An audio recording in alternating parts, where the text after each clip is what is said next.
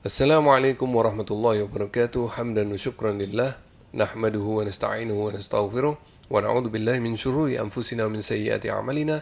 Man yahdihillahu fala mudilla lahu wa man yudlil fala hadiyalah.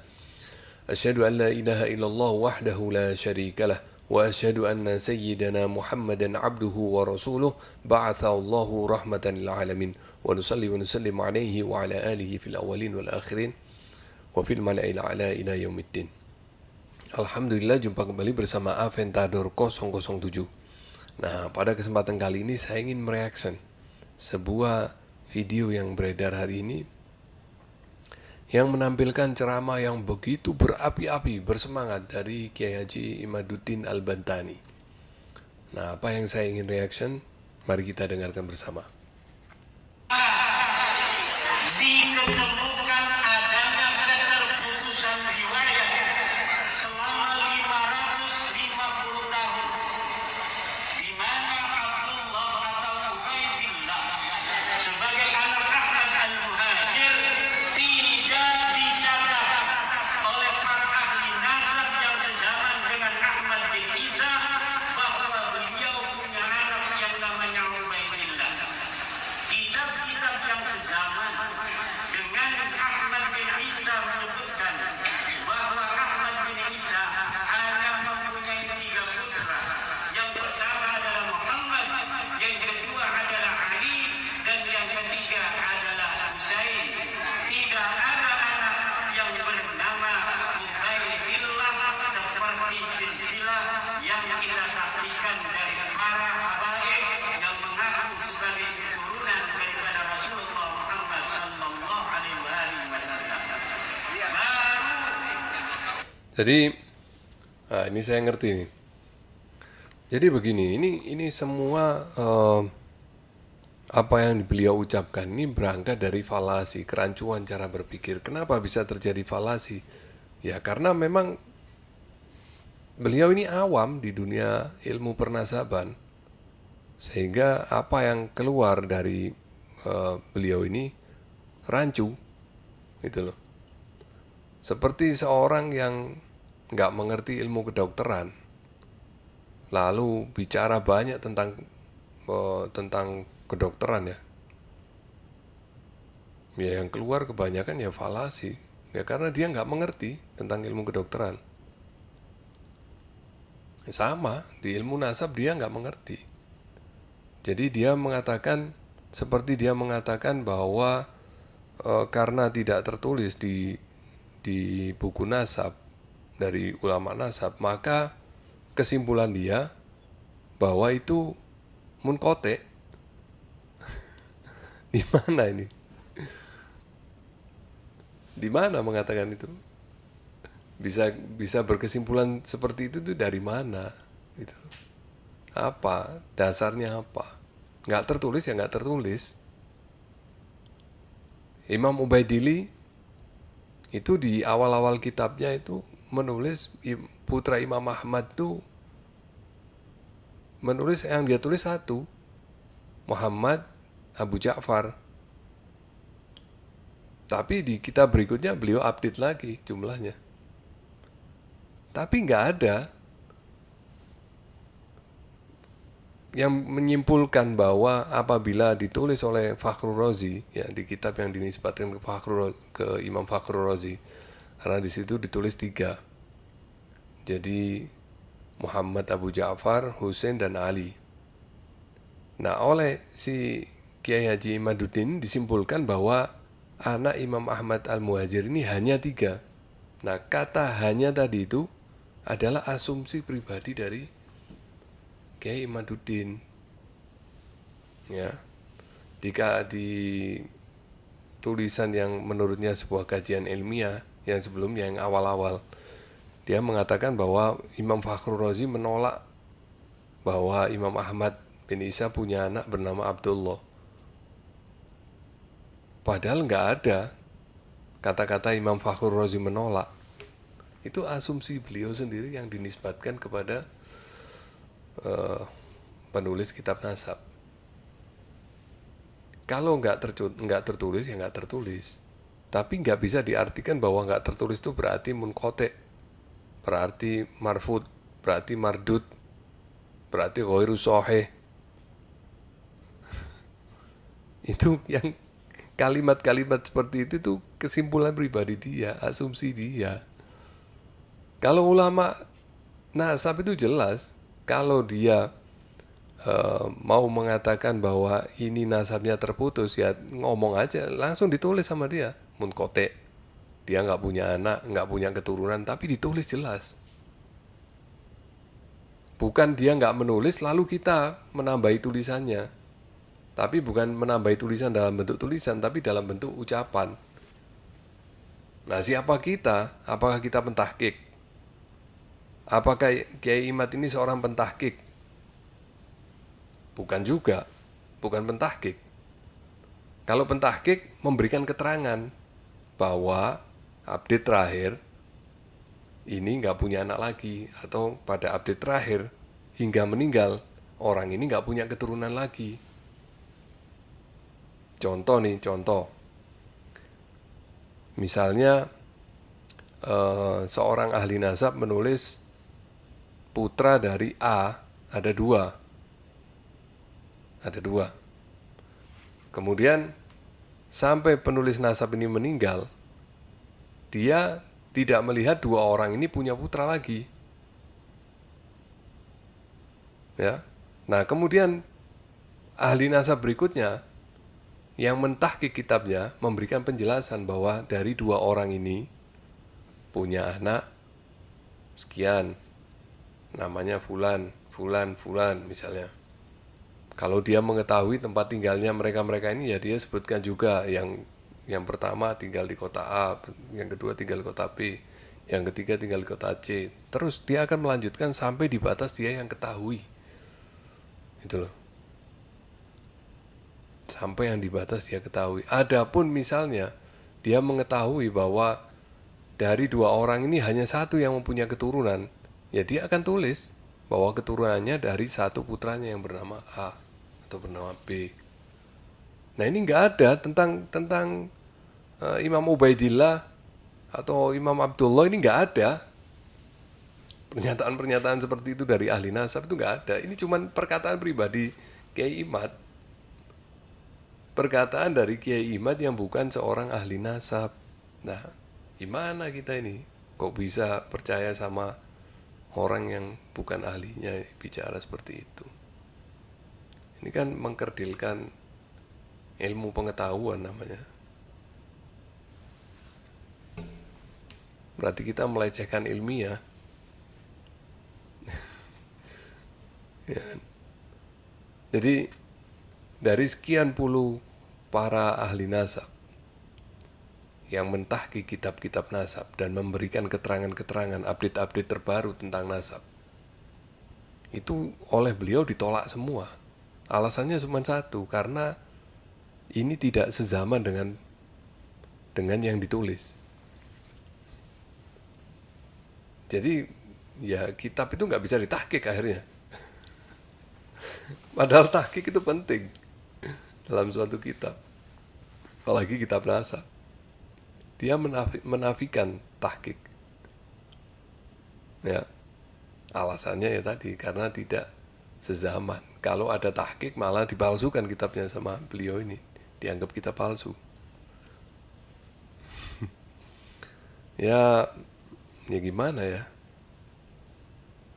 Ya memang kalau bukan ahlinya ya jadinya rancu begini. Saya kasihan sama orang yang termakan oleh dia ini. Tapi saya lebih kasihan sama Kiai Imaduddin ini. Wallahi saya kasihan. Karena ini hal serius yang dia bicarakan ini, dan konsekuensinya berat bagi dia kalau ya. Kalau orang mengaku-ngaku bernasabkan pada seseorang padahal dia tahu dia bukan bernasabkan pada itu, maka terlaknat baginya, laknatullah alaih, mal'un. Begitu pula dengan orang yang mengingkari nasab seseorang padahal dia tahu bahwa semua orang secara istifadah, secara suhra, secara mutawatir, bahkan ditahqiq oleh para ahli-ahli nasab. Bukan sembarangan ahli nasab, ahli nasab yang namanya ada di dalam kitab Tabaqat An-Nasabin yang kepakarannya udah diakui oleh para ahli nasab, masuk dalam daftar nama-nama ahli nasab yang sudah ditahqiq oleh mereka ini. Itu ditolak oleh orang yang notabene nggak ngerti ilmu nasab. Bayangin. Itu pun konsekuensinya ya mal'un juga sebetulnya. Ya. Nah, ini kemarin kan ada saya baca komentar dari netizen yang mengatakan bahwa saya telah menuduh Kiai Imad menolak nasab Mbak Alawi. Padahal Kiai Imad kata dia hanya meragukan. Nah, tapi dari kata-katanya bukan meragukan, ini menolak. Coba kalau dilanjutkan nih, parah ini. Pada tahun 800 Bentar, bukan yang ini. mereka ini adalah nasab yang munqati'. Nah, Nasab yang terputus. nah, Bisa dikatakan nasabun maudhu'un, bisa disebut nasabun dha'ifun jiddan, dhaifun bisa jiddan. juga disebut nasabun Batil. ghairu sahih. Nah, ini bukan meragukan. Ini bukan pernyataan meragukan, tetapi penolakan. Gitu. Loh, tapi itu kan terserah beliau, ya memang terserah beliau. Tapi bukan keilmuannya di sini. Kalau ada yang mengatakan itu kan hak beliau, loh, dia bukan haknya mengatakan seperti ini. Kalau terserah, terserah beliau. Kalau terserah, kalau Anda mengatakan terserah, ya oke, terserah beliau. Terserah beliau mau percaya, mau menolak, itu urusan beliau. Urusan pribadi beliau kelak di akhirat. Ya, kalau statement itu dipercaya oleh orang dan ternyata juga salah, ya dia mendapatkan dosa jariahnya. Tetapi kalau dikatakan itu, ya itu kan haknya beliau, dia nggak punya hak. Dia tidak bisa mengeluarkan statement seperti tadi itu, munqati', ghairu sahih dan lain sebagainya itu. Kenapa ya? Karena dia tidak punya otoritas. Kok bisa ya? Karena beliau bukan seorang ahli ilmu nasab. Apa guru dia ilmu nasab? Belajar di mana? Nggak ada sampai sekarang.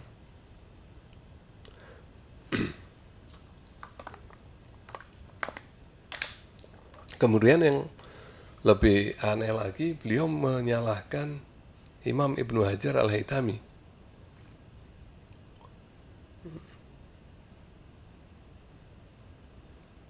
Itu di menit ini. Syekh Yasin Padang dan sebagainya. Kita bukan diajarkan bagaimana membaca kitab, tapi kita diajarkan bagaimana menganalisa kitab. Mereka berpendapat dengan qaul Ibnu Hajar, bahwa Ibnu Hajar telah menyatakan bahwa Ubaidillah sebagai cucu Nabi. Tahun berapa lahirnya Ibnu Hajar? Nah, ini dia menyalahkan Imam Ibnu Hajar. Ini lucu ini. Yang paling lucu, bagian paling lucu ini.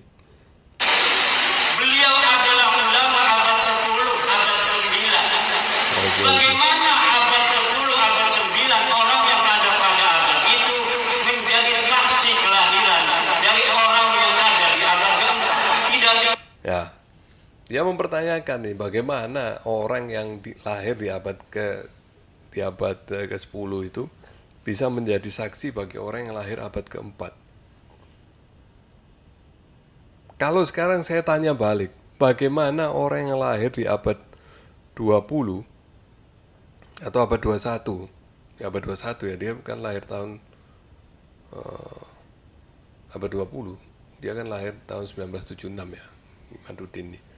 Bisa menjadi saksi bahwa tidak lahir orang bernama Ubaidillah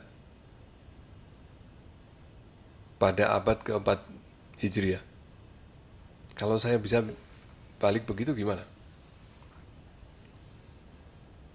Ya sama, kalau dia dengan sudut pandangnya mempertanyakan bagaimana Imam Ibnu Hajar Al-Haytami bisa menjadi saksi orang yang lahir pada bisa menjadi saksi lahirnya orang abad keempat.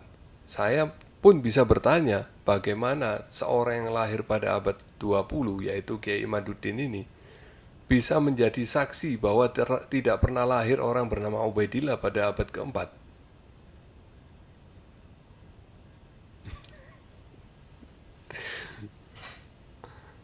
Ya kan, jadi lucu. Dan kemudian ini Imam Ibnu Hajar loh, Imam Ibnu Hajar gak main-main loh yang beliau salahkan ini.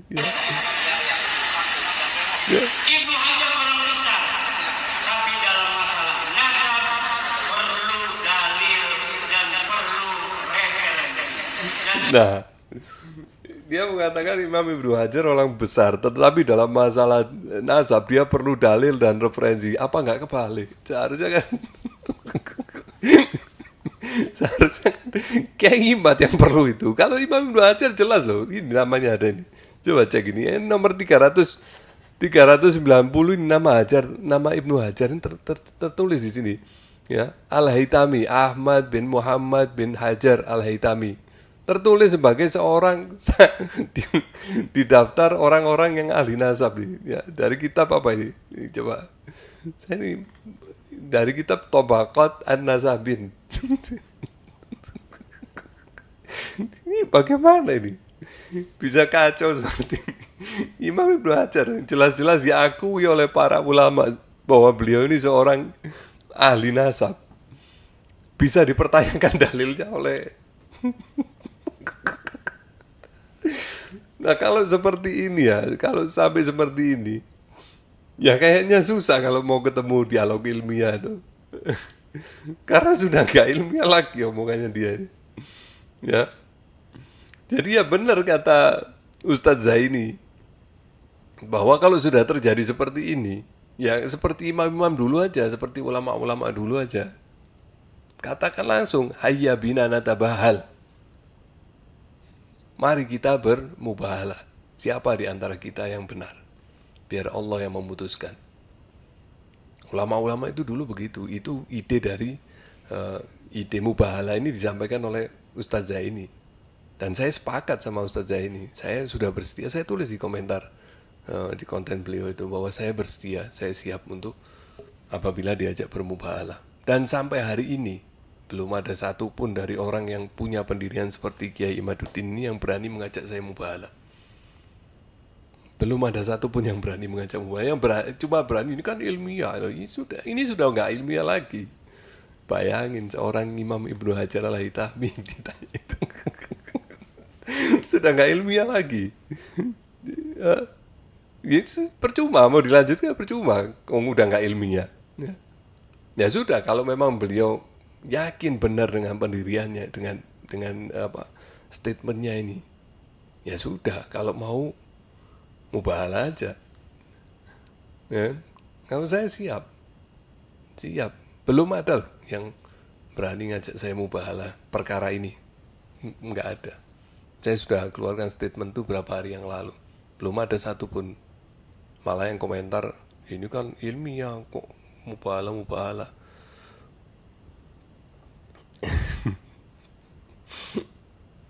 Ya kan kasihan orang-orang awam yang berlarut-larut seperti main pingpong, yang nggak jelas arahnya, lempar sana, lempar sini, lempar sana, lempar sini, sehingga semua nggak ada ilmiahnya.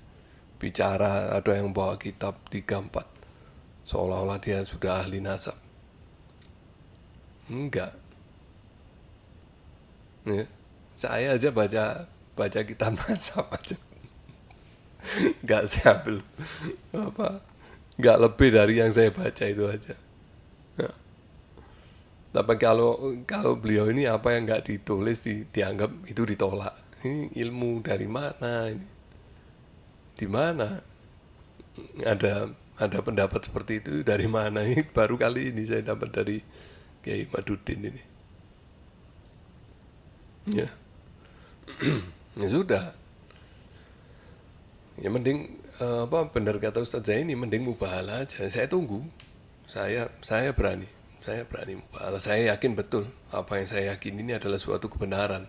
Nah, tinggal Kiai Imaduddin ini benar nggak seperti berapi-apinya beliau dalam ceramah itu? Ya, apakah benar dengan kalau saya lihat dengan gesturnya yang berapi-api itu sepertinya beliau yakin benar ya. Kalau memang benar yakin ya monggo, kalau mau bermubahalah saya tunggu. Dan saya yakin nggak saya aja yang ikut, banyak itu. Tinggal asal tuting aja ketemu ada Sayyid Syarif Pahlawi, tinggal tuting aja mubahalah ya pasti ikut. Nggak pakai mikir panjang udah.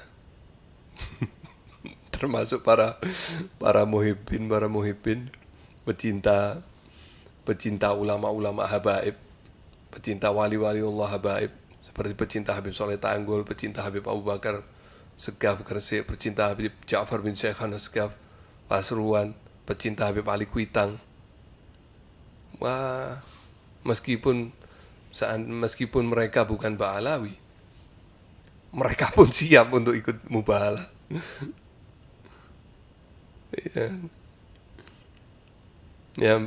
Ya begitu aja ya. Saya kira ini tadi saya pikir awalnya sih suaranya berapi-api, tapi kok isinya malah saya ketawa. Oke. Saya kira saya cukupkan sampai di sini. Wabillahi taufiq wal hidayah wal afu minkum. Wassalamualaikum warahmatullahi wabarakatuh.